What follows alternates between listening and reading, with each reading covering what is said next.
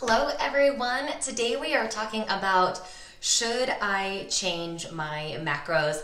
One of the goals that I have for you as you go through this program is to really empower you and give you a lot of tools and give you the knowledge you need so that you can make informed decisions and really be in charge of your fitness and your nutrition and reach your goals with support, obviously, but also on your own. And this is a big question that gets asked a lot. When do I know to change my macros? So I'm going to give you a couple of questions to answer, and you're going to know if you should change your macronutrients. So first of all, you need to ask yourself, am I hitting my macronutrients in grams plus or minus 5 consistently? And what is consistently? When it comes to making changes, pretty much every day. I can't just have you hitting them Monday, Wednesday, and Friday. I need you to hit them consistently plus or minus 5 for 2 weeks straight. So give yourself 14 days at least to hit your numbers so you know what's working. Like, we have to have the data. We can't change anything unless we know what we're working with. So make sure you're doing that first before you do anything. If yes, you are tracking your macronutrients plus or minus 5 consistently, so pretty much 7 days a week for 2 weeks straight, is the scale trending down? If this is your goal, if fat loss is your goal, is the scale trending down with those current macros? If yes, just stay where you are. I will address my previous comments in just a moment about adding a little bit of carbs and fats. But if yes, the scale is going down, we don't need to change anything. Keep doing what you're doing because it is working. Now, if you're consistent with hitting your numbers for 2 weeks straight, plus or minus 5, but the scale is not trending down and fat loss is your goal, start to look at other indicators of progress. So this could be measurements. This could be comparison or progress photos. This could be the way that your clothes are fitting. This could be the way that you feel. So we know that the scale is a terrible indicator of our progress, especially as you get closer towards your goal, or especially for those of you who don't really have much weight to lose, but you're more interested in body recomposition, taking your fat mass and your lean muscle mass, lowering the fat mass and increasing lean muscle mass. When you're already thin, the scale, like I said, is just a horrible indicator. So start to look at your photos from week to week. Just because the scale isn't moving doesn't mean that changes aren't being made. In fact, the scale could be going up, but measurements can be going down, because once you start to build muscle's more compact. It's denser, so you could be starting to weigh a little bit more, but the waist in your jeans is now getting bigger because your waistline is shrinking. So that's something to consider. Look at your measurements. And I really rely on my waist measurement as the biggest indicator here, because again, as you're building muscle, your shoulders might get a little bit broader, and that's okay. Your butt might get a little bit bigger, and that's okay too. But your waist is the easiest thing for you to measure, and it's most closely correlated with the percentage of body fat that you have. So I also know it's kind of a pain it's hard to measure one arm at a time. So if you want to measure your thighs, you can absolutely do that. But the waist measurement is the best one to monitor fat loss. And then notice, am I feeling better? Am I sleeping better? Are my workouts stronger? Am I recovering faster?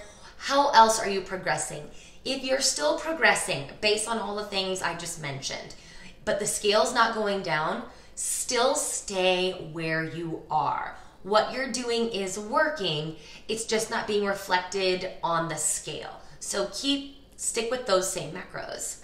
Now, if you are hitting your numbers plus or minus 5, but the scale is not trending down, your measurements and your progress photos are not showing you any signs of change in the right direction, ask yourself, has it been more than 2 weeks? If it's not been at least 2 weeks, keep on going, because change takes time and there's all kinds of things that happen in our body from day to day. You don't really know what's working for you just yet. So if it hasn't been 2 weeks, go ahead and stick with the program so that you can get those 2 weeks under your belt.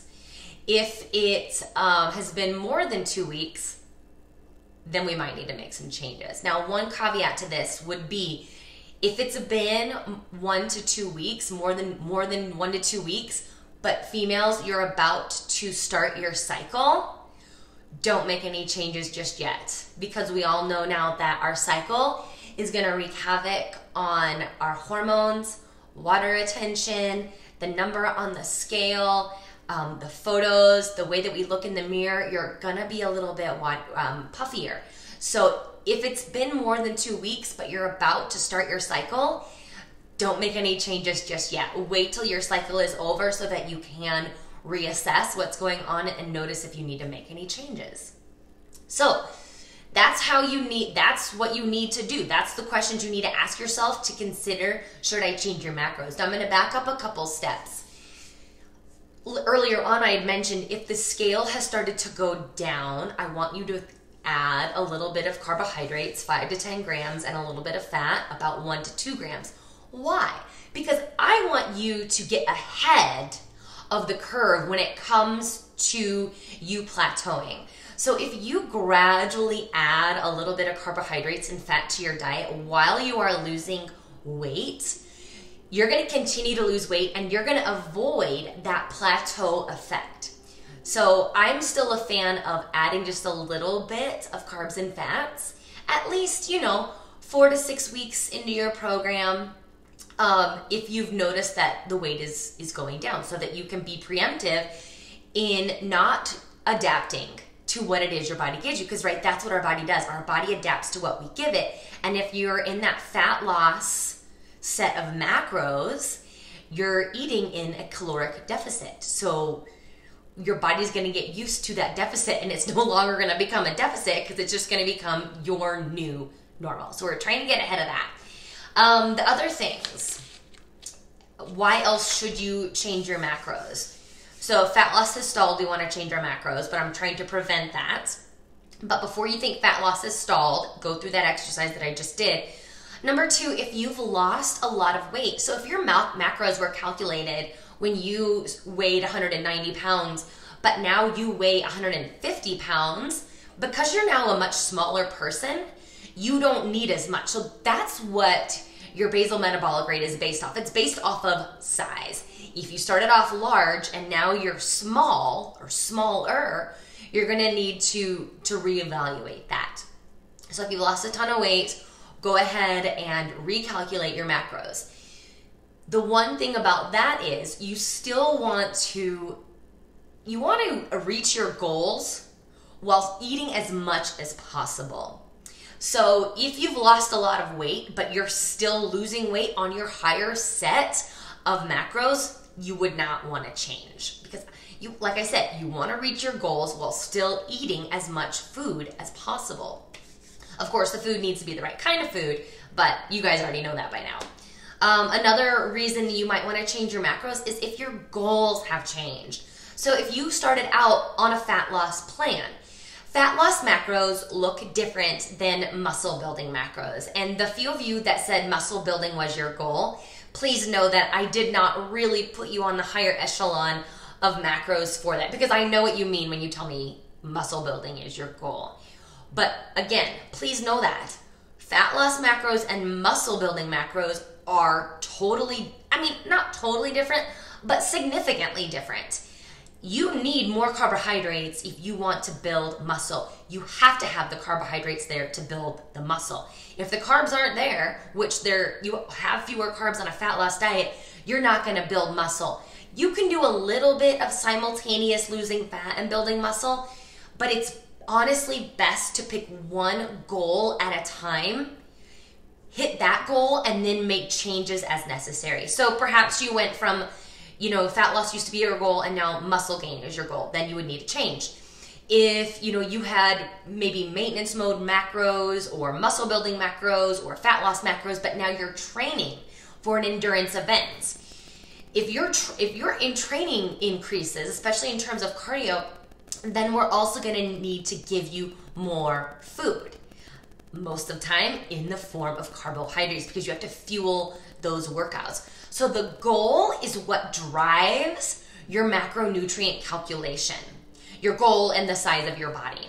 So I don't know what to do for you unless I know what exactly you're trying to accomplish. From there, I can set the numbers, and then I'm going to tell you how you can set your own numbers. Finally, another reason you want to change your macros if you're not feeling as well as you think you can or you should. So a lot of times we think we want to be in fat loss mode, but for us, those fat loss macros just aren't enough. So we're tired, we're hungry, we are cranky, our workouts are suffering, we're not able to recover. If you're feeling any of those things, let's change your macros. Let's give you some macros that you can actually work with and be happy with. And I'm gonna go ahead and add another thing to when you should change your macros. If you cannot be compliant, so if you just absolutely cannot be compliant with the +or-5 in terms of grams, and it's because perhaps they're too low, then let's give you some macros that you can actually hit, because as you know, compliance is key. I would much rather have you eating more calories and macros and being compliant than putting you on some grandiose fat loss plan that's impossible for you to hit for 2 weeks, or you're miserable for those 2 weeks of your life. So that would be another instance to where you would want to recalculate your macronutrients. So as we go on throughout the week, I'm going to give you a couple of ways that you can manipulate your macronutrients. A couple of them I've already mentioned: carb cycling, calorie cycling, reverse dieting, and diet breaks. Those are just a couple of the things that you can do. And while we're talking about should I change my macros and goals changing, do you really, how do you know when you've reached your point where you are good to go? I want you to really take a good hard look and think, maybe I'm okay right now. When this 6 weeks is over, or if this is your second round, when your 12 weeks are done, maybe you get to that place where you're really, really happy. And that's another goal changing too. That's you being in maintenance mode. So maybe no more changes to your physical appearance need to be made, and you can start focusing on more performance goals, or just being happy where you're at, or letting this shift to a back burner in terms of focus so that you can focus on something entirely different that's not related to food, that's not related to working out. You're going to maintain these habits because you've laid the groundwork, right? The inroads have been made. You just don't, it doesn't have to be such a big focal point anymore. And that's really what I want for you guys to eventually come to. You get to this place where you're happy, you know what you need to do to maintain, and you're living a super happy, balanced lifestyle. So if you have any specific questions on this, please let me know. But remember, the most important thing, if you're tracking macros, is hitting those macros +or-5 consistently, 7 days a week for at least 2 weeks. You guys have a wonderful day, and I will talk to you soon.